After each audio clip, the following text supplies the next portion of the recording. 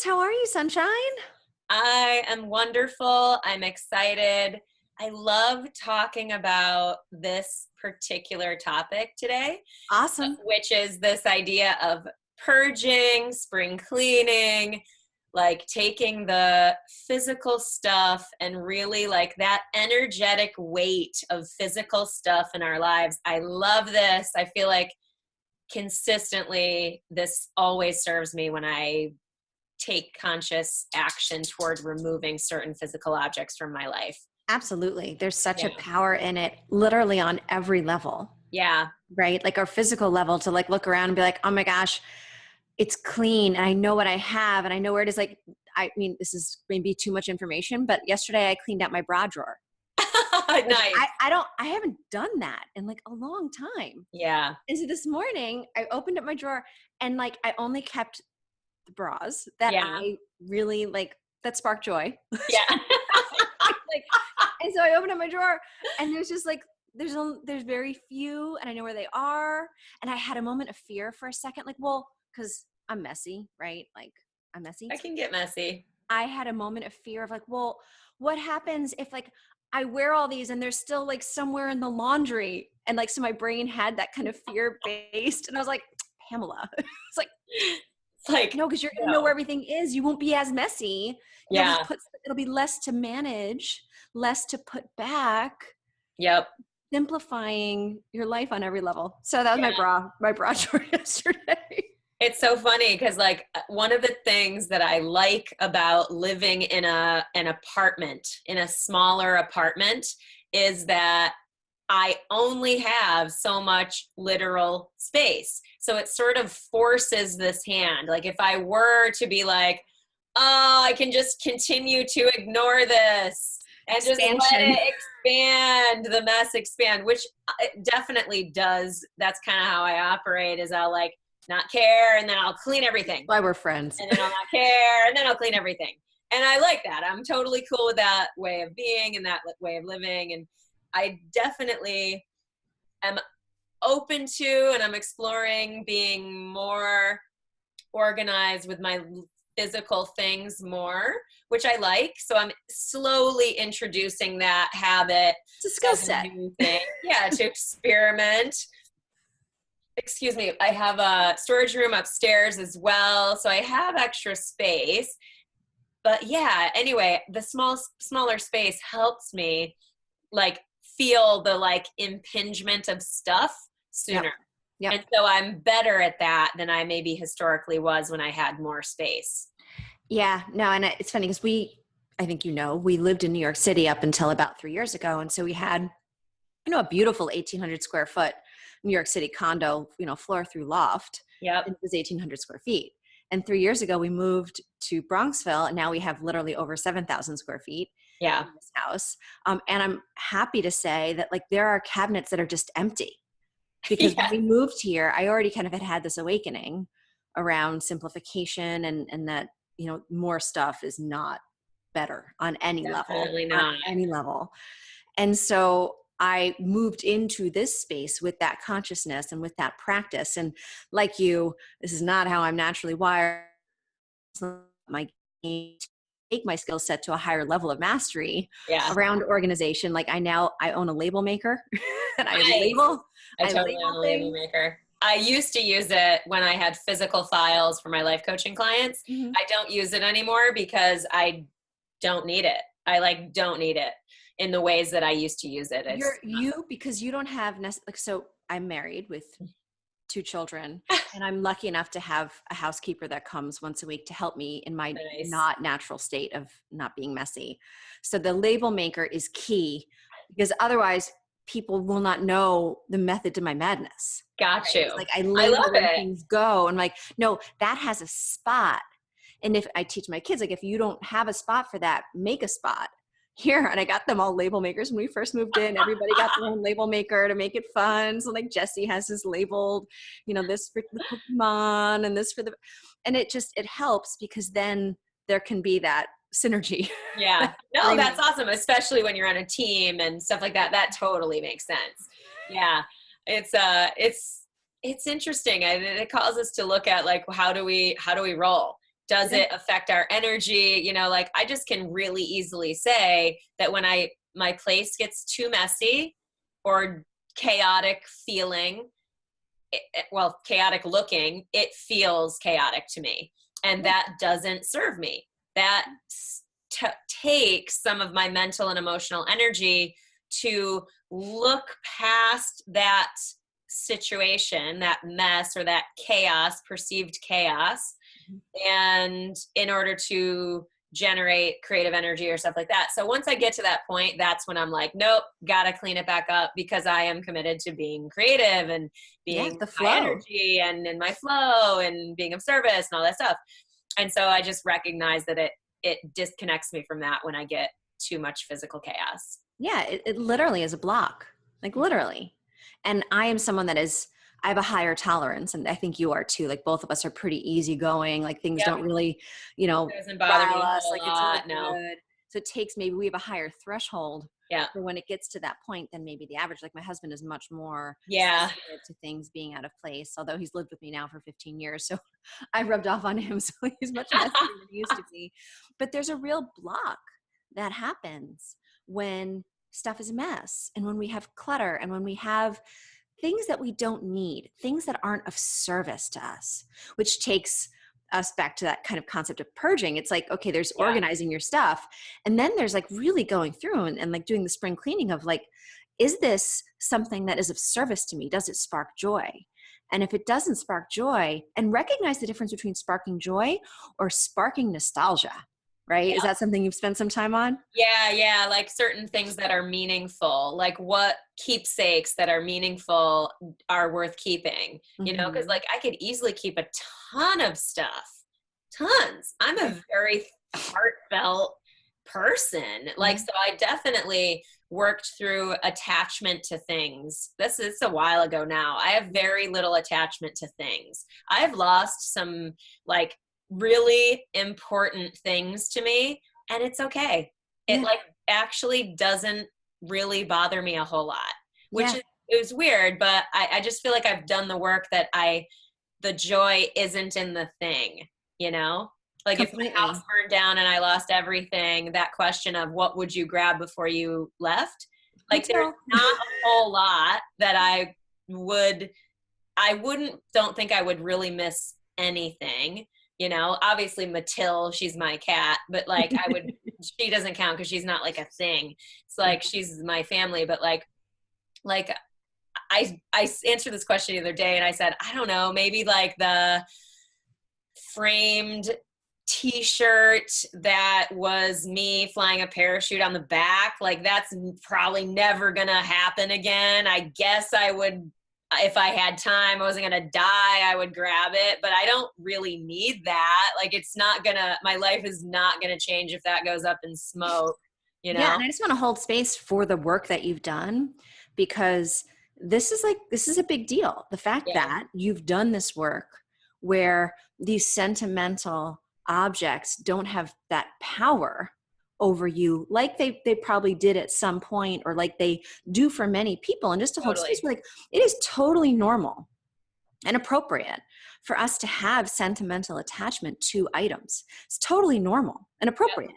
Totally normal. To hold space for it, that it's kind of a crutch. It's kind of like you're giving your power to that thing and relying on that thing to give you back that joy or that sense of love or that sense of worthiness, right? And so it's kind of like a crutch, and we're giving our power away to that thing, which again, totally normal, totally appropriate. And at some point, we all have the opportunity to do this work where we can like literally thank the item, be like, hey, thank you for being that source. And okay, probably too much information again, but you know, we're doing it. I have a Cabbage Patch Kid. You have a Cabbage Patch Kid? I have a Cabbage Patch Kid. Love it. I got when I was probably in like, 7. Probably 7. His name was originally Elmer, but then I renamed him Owen. But I have a bear. His name is Boris, and I love him. Okay. I'm with you. So like there's like real love. And I still freaking have this Cabbage Patch Kid. Yeah. And I mean, Boris is not on my bed or anything. He's in the closet, but I have him. Yeah. Well, so I tried to give my children the Cabbage Patch Kid. So like they could have it and love it in the same way that I loved it. And that didn't work. Like No. this old Cabbage Like, Patch this is Kid. I mean, old and ew. Owen is extremely cute. He's got one tooth. He's bald. I mean, and he's in I should grab him. He's in a reindeer suit. I mean, like he's so Hilarious. cute. But last week, as I started this process of spring cleaning and purging, I had my moment with Owen / Elmer, where I like thanked that cute little pudgy doll for being this source of like love and support during my like little years when I was Right. very dramatic and experiencing life in these very high highs and low lows, and everything was black and white, and there was the best thing ever, the worst thing ever in terms of each day and each moment. Yep. And I needed support to Yep. be okay as a little person. And so that doll was that. And I like thanked the doll. And now the doll is in my spring cleaning purge. Nice. And it's going because it's not service in my house. I like, and I took a picture. Yeah. I think that's a great way to save the memory. I think that is honestly, for real. I've done that with things before too, and letters, like, cause I used to be really big on like saving a lot of cards and letters, and I still have a lot. So it's not that I've gotten rid of all of those at all. I definitely have not. And I'm happy that I have not. It's a choice that I've made for myself. But it's like funny that you mentioned the thing, like Boris, for example. I remember when I saw Boris for the first time, like my mom and I were in fucking Ames, the store. Yeah. I had an Ames. Pulse Plaza had an Ames. We had an Ames. And I remember when Ames went out of business, it was so like sad. And like my whole life, like how could Ames go out of business? Okay, keep going. Ames. So seriously. Love you. We were in Ames. Like when that happened, I remember I like said, "This is Boris." Like Mom, like Boris has to come home with me. Like that is my soul brother. Like I needed to have Boris. Anyway, obviously I ended up getting Boris, but like I was instantly sort of in love with Boris. And it's so funny because Boris, no joke, has traveled the world with me. Back in the day when I've traveled and I did the backpacking as a younger person, I brought him as my pillow because he's this big bear that I could use as a pillow. So like seriously, if we talk about like things that are of support, it is physically, spiritually, emotionally. Yeah, like, or you can think about jewelry, you know, which I think people have a lot of attachment around as well, you know, like, but it's the same thing for all of it, you know, it's just the like, what do you assign as its relevance to you and its meaning to you? And that's the feeling you derive from it. If you don't assign it any meaning, it has no power. Then it's super easy to purge, right? Yeah. And most of us have a really freaking hard time when it comes to the spring cleaning, and it's like, all right, I want to clean out my stuff, but oh no, I can't give away that. Oh no, I can't get rid of that. And it's like, okay, well, what's going on there? One of the ways I did it, and this is back in the day too, but this is a mindset that I bring to purging every time I do it, is be heartless with your things. Because I have the tendency to be more heartful, like to be more attached to things and assign all these positive meanings. And so as a result, if I'm like, no, I'm committed more to like purging my life of this physical, literal weight and energetic weight that comes with it. So like, be heartless. Like it's more just me coaching myself to like go to the other side. Yeah. I never told myself to be heartless. I'll be honest. I can't possibly achieve that. That's why. I know. I can't. Melanie Curtis and heartless is just, they do not go together. It doesn't work. It just helps. Doesn't work. It's just kind of funny, which I think is you, because you use comedy, and obviously it's ridiculous for you to tell yourself to be heartless because you it's so hard. You know, and for me, I think that having the kind of awareness, the subtlety around, does this really spark joy? And there's that book written by the Japanese woman, I can't remember what it's called, but this was a thing around like, does it spark joy? And to notice the subtle difference between joy, which is like you're up and it really is of service and you're going to use it. It's going to like, you're going to wear it and feel awesome in it. Like, Yep. because if you haven't worn it in the last 18 months, it doesn't really spark joy because you would have Agreed. worn it. Or Mm-hmm. if you haven't had an opportunity to wear it, then you got to make an opportunity. Like if you haven't Yeah. gone to any black tie Yeah. events and you have a dress that, okay, that's different. But if it's like a shirt, a regular day-to-day shirt, and you haven't worn it, it doesn't spark joy, like Yep. period. And so Agreed. what it's sparking is some sort of nostalgia or guilt around, well, I'm going to wear it at some point. I spent that money on it. And that is not joy. Yep. And so that's the surrender of I'm going to give it to someone who can use it. And that's what I always say to myself. So you may say, be heartless. I Well, that's say, how I start, but I then joke, I I end jest. with that. Yeah, I end where you are, which is to be giving it to other people. That I'm being a contribution to others. Yeah, that's what Oh, works for me. because you totally are. That's the Yeah. thing. Like you so are. Like Yeah. your one person's trash is another person's treasure. Yeah. And Like I've got that whole great thing. stuff. Like my It's clothes are awesome. So, yeah. I might not like them anymore, or they might not spark joy in me, but they're still like nice clothes that someone could wear. And if I give them to Goodwill, then someone is going to get they're going to go in and find something, be super psyched that they found something really awesome for Yep. $5. And then that's Totally great. agree. 100% agree with that. Yeah, that's definitely where I end up, is that I'm like, this is me I'm able to give to others. Like that's so much more motivating than be heartless. But like the be heartless is exactly what you're saying. Such Like, a joke. come on, Curtis, you can do this. You can be heartless with your things. Yeah, I know. I get it. So yeah, so this has been my week because I got home from Colorado, late Saturday. So yesterday was my first day. I got so much stuff done yesterday. I mean, I cleaned out the bra drawer. We covered the bra drawer. So that was big. They've done the underwear drawer too, which that we're not giving those to anyone else. But anyway, you know what I'm saying. And I also went through our luggage because we have like all of these Toomey bags that are like, really nice, expensive bags, but for whatever reason, they're no longer the like preferred bag.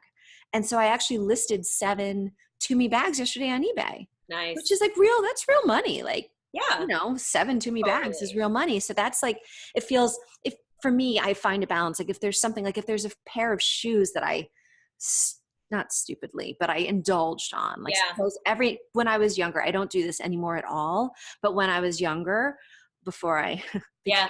became the wise, awake person I am now, I would occasionally spend a stupid amount of money in my now current assessment Yep. on a pair of shoes or on a bag. Got it. And so those I will put on eBay because then I'm like, well, Yeah. maybe I'm only getting like pennies on the dollar back and Yeah. it's all good. It's getting out of my room. I'm going to invest that money in something else. And Totally. it's all I good. always find it as a win-win when you sell something for less than maybe it's worth, like, but I do this with skydiving gear, is that I like to sell skydiving gear that I'm not going to use anymore, that still has tons of flight left in it, like super totally safe to use, but I'm just not ever going to jump this parachute anymore. So I'm going to sell that. So I like to sell it a little bit less because I feel like I'm giving this person a totally awesome deal. I'm still getting money value for it. And it's this amazing sort of like, feels like this wonderful karmic positive, like, yay, like they get this like really awesome piece of gear for a price that they're super excited about. I get money and I also get to give and get rid of this thing that I'm just not using anymore. And it's just a win-win. Yeah, I love that. And for me, because the bags and the shoes weren't of as value as like the parachute gear in terms of like, it really was a worthy purchase in the first place. For me, there's always a lesson baked Sure. in for me that like I've learned over the years to be a lot less impulsive with my purchases because Nice. at the time when you're in the store, you're like, oh, I love that. Oh yeah, I'm going to wear that.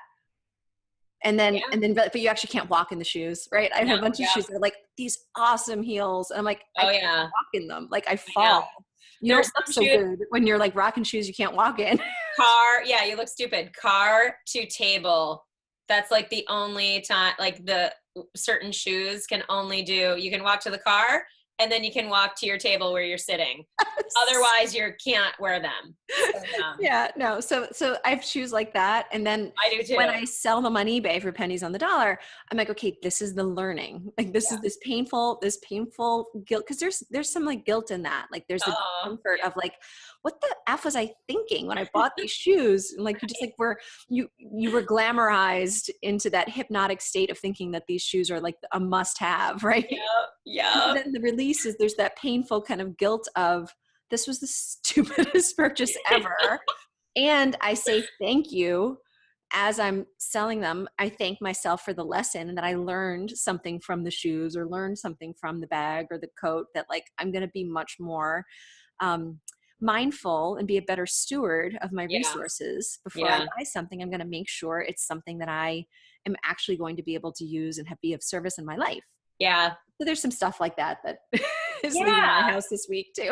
Well, there's a lot of education around this topic. I mean, I'm not sure if you've heard of the minimalists. Have you Yeah, I'm heard so their on message? board. Yeah, like, well, I'm definitely not a minimalist. I'm trying to get there. I live with 3 people These who are are definitely these not. are So it's Sarah's books and stuff like that. I don't actually have purged a lot of my books. Anytime I read a book and I'm done with it, I usually mail it to someone that I care about that I think would like it. So I like that as a pay it forward thing, but also keeping the physical items in my life less. yeah. But the minimalist, there it's a good extreme look at this. Yeah. So I recommend it just as a conceptual exploration for people to look at what does it look like to be sort of more extreme on the minimalist scale. Like, because then obviously you have the like hoarders on the other side of the scale, which is not something I really understand or can relate to. Those shows always hurt my heart because I'm like, oh God, I just can't. For me, I look at that and it makes me go, the emotional weight of all of that stuff has got to be so severe, you know? So I just am very respectful of that for myself, but. Yeah, no, I think for me, the older I get, the more I'm wanting or feeling drawn to more and more of a minimalist Yeah. mentality around everything because the simplicity frees you up. Totally. Like you know how like Mark Zuckerberg always wears the same shirt and pants, like Steve Jobs always wore the same shirt. I love that. I kind of want to see if I can start that for a woman. I know, like as a woman, heaven forbid. I'm not joking. Like when I don't have to like plan or I have a pretty standard like uniform for myself too. It's like a basic shirt, necklace, jeans. Yeah. And that's it. Like I always will feel comfortable, like I'm looking good, you know what I mean? Like it has all the elements and I don't have to decide. I know that that's going to work every single day. You know what I mean? Yeah, no, I mean, deciding, trying to find stuff.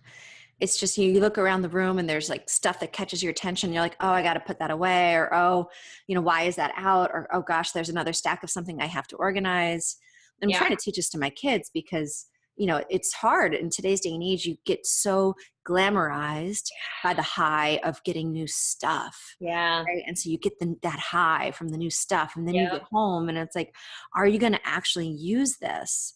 Yeah. And regardless of whether or not you're going to use it, you now have to put it somewhere and like keep it organized. And the more stuff you have, the harder it is to find what it is that you think you want. And the more stuff you have, the harder it is to even know what you have. And so then you don't even know what you have. And so how can you respect and honor the resources that you invested in? Everything you bought, those were hours that you worked. Yeah. Like you literally invested time of your work, time of your efforts into that stuff. So to then not honor that with your care and your gratitude, you then actually are not honoring yourself. You're actually disrespecting yourself. Yeah. And most people don't necessarily make that connection. And I didn't for the longest time, but that's kind of what I've awoken to now where I am like, no. Like I need to honor myself by being a good steward of my resources and what I choose to spend money on. Agreed. And then how I care for that stuff. Agreed. And this is a new thing for me because I wasn't awake to that, even 4 years ago. Yeah, I think it's a such a powerful thing to lean into for people, because I definitely I love fashion as at the same degree. Like, cuz I experience it as art and Mm, self-expression. So yeah. there's a part of me that definitely has a lot of my closet is cool, fun clothes that I really love putting together. Like, that is fun to me. Hmm. That's an enjoyable, it sparks joy to me to have those options when I go out to an event or something like that. So that's a positive. But to, like, I've definitely grown into this, like, I like have, I guess it's just grown into that respect where, like, I really don't need the high. I don't need retail therapy. Right.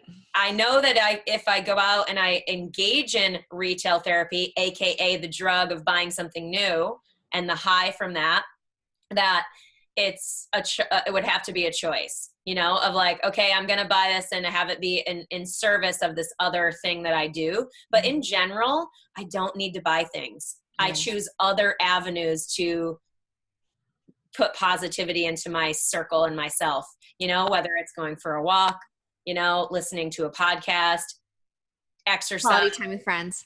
Yeah. What? Quality time with friends. Quality time with friends, like lots of stuff. Hanging out with me.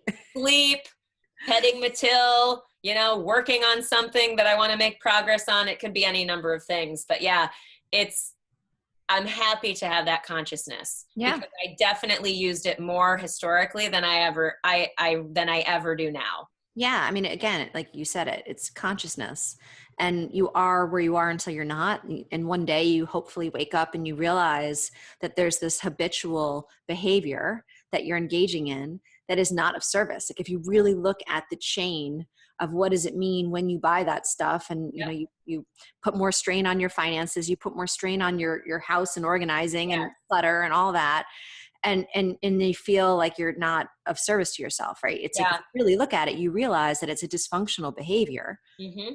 and there's an opportunity to then change the habit and Yep. replace it with something that's constructive. And, Agreed. just taking a look. I mean, you and I both are so kind of committed to this work of waking up and really being really mindful around the choices that we make, as much as possible through the day, and creating habits, because we can't be mindful all of the time. So we need Right. to create habits. We've talked about this in the past, but this is Yeah. just another example of replacing habits, because this is, like, again, something that I did for a long time too, because I grew up not being able to afford Yep. retail therapy. And so there was a period of time in my 20s, I was Yeah. like, oh, I have credit Yay. cards. I can Right. I can buy stuff now. Like, I can go Right. shopping and buy clothes. Like, I couldn't do that until, I was in my 20s. Yeah. And so that was like a huge, dysfunctional period of my life when I was like, oh, Well, and this is a bigger conversation around people's relationship to money. But, Mm, like, I love that you just pointed to, when we buy things that we do not need for our survival, that may be connected to a dysfunctional pattern of the retail therapy drug use, as it were, of spending, that has such a larger cost than just the dollars that are spent. It depends on the person, obviously. Like, if you have just a tons of money and you don't worry about money at all, that's maybe different than most people who, when they spend money, there is that brings them closer to that edge where they tip into scarcity fear. mhm. And so people who are not mindful of that and then end up in this scarcity of, like, I don't have enough money to pay my rent or or do things that are really essential, that is very Sucks. bad, super, like, spiritually depressing, massive, like, cost on Yeah. our And lives. it spirals, right? Because it's a It does. self-fulfilling prophecy, because then you feel even worse. And then if that's your drug of choice to go Correct. spend more money, you dig yourself Correct. deeper and deeper into the hole. Correct. And that, I love that you brought that up, just because if people are watching this and reflecting on their own habits, I've worked with enough clients that have found themselves in scarcity. I don't find myself in scarcity very often, like, in life, because Right. I've had plenty of experiences where abundance and the universe, like, has provided for me in that way. But I have been in scarcity before. And I had like that scarcity fear. So I Yeah. have the experience with it. I don't want people to Horrible. think that I'm just like over here rich, having never, experienced that. Yeah. You know what I mean? Because I have, and because I've witnessed so many clients working through this really painful experience of financial pressure, that's why I'm like bringing an intensity with my share right now so that people can reflect for themselves on how they roll. Yeah, no, I've definitely been there a bunch of times in my life where you literally are like, oh crap, like I can't pay my rent. And it's a horrible feeling, like horrible. Like I remember lying in bed thinking like, how can I make money? Like I kid you not, it's horrible. But I literally at one point when I was living in New York City, when I first moved to New York City, and I was not managing money because it was just, I was working 24/7 and living in New York City is just like you bleed cash if you're not careful. Yep. I wasn't careful with money. I was always like, oh, it'll be fine, until one day you wake up and you like literally can't pay your rent and all your credit cards are maxed out and you're like, oh my, what the fuck just happened? Yeah. And I remember literally thinking like, if I get hit by a taxi cab, I can sue them and get like paid for that, right? Like I remember like that was like, I was like so desperately trying to solve for that. Like, so just to share as well that like I've been in the depths of like there was no idea that was a good idea. And luckily like I was not that like, but I remember that being like one of my ideas and being like, no, I can't do that. That doesn't sound like a good plan.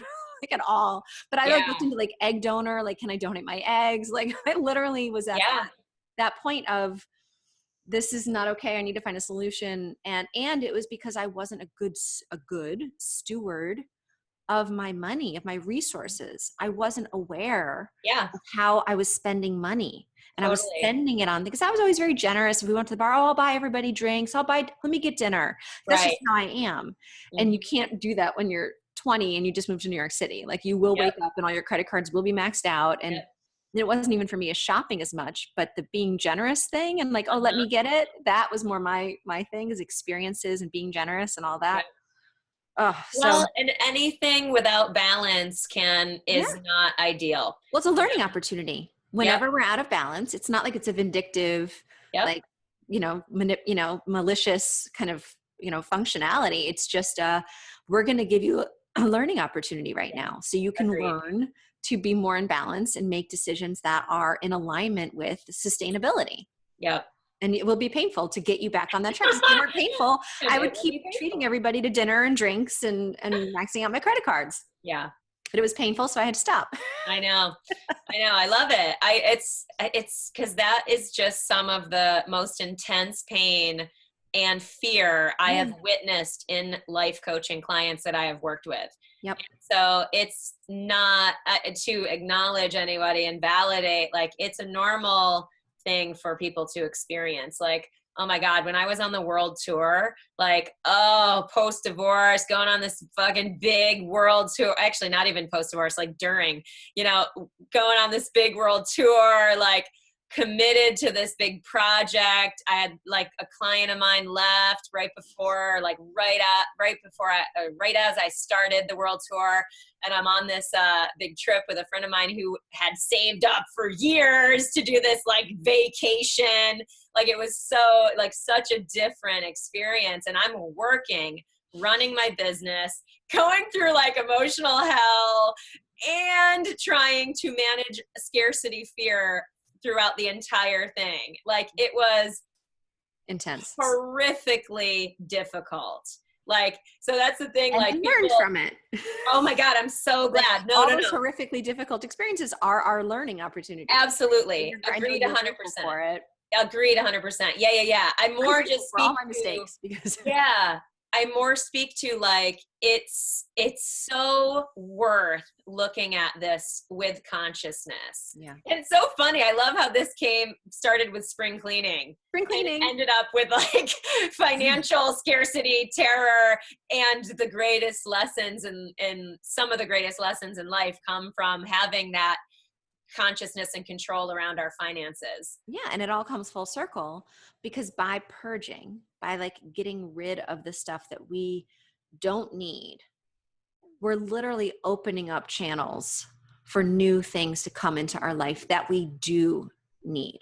Agreed. So you're literally by taking these steps, these spring cleaning, purging steps, taking these actions, committing to however many bags, however many closets, however many drawers, that you literally are opening up a flow of incoming abundance. And I know that sounds like woo-woo and silly, and I know for a fact that it's true.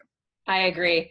I completely agree. It's that trusting the energetic read. Trust your energetic read. That whole like, does it spark joy? It might sound kitschy, but it's like, it's an actual practice. Like really, if you give into that as a practice, as not even a practice, but even just an experiment with, if you go and do some spring cleaning of your own, does it spark joy? AKA, is there an energetic positive with this thing? Mm-hmm. And not just the nostalgic, as you pointed to earlier. Yeah. Really, really good stuff. I love it, girl. I love you, Melanie Curtis. You are awesome. You. Follow this stuff. I am doing my email list so much more than I ever have, everybody. So if you want to go to sign up for my email list, which is different than the YouTube channel, I'm working on new stuff for that. So melaniecurtis.com, sign up in the pop-up, and great stuff is on your way. Awesome. So Pam, tell us more about your stuff so people can know. Well, I still have Gold Evolution. I'm still feeling really inspired to share kind of all my general awakening stuff and skills and insights. And I'm launching Peace Power Parenting, the formal launch, in the next couple of weeks, which is super exciting. I feel so good about the transformative results that my beta people had, that it's just really, really a powerful program. Feels so great about launching that. So you can find that at peacepowerparenting.com. Boom. Love you all. Love you, honey. Have a great day.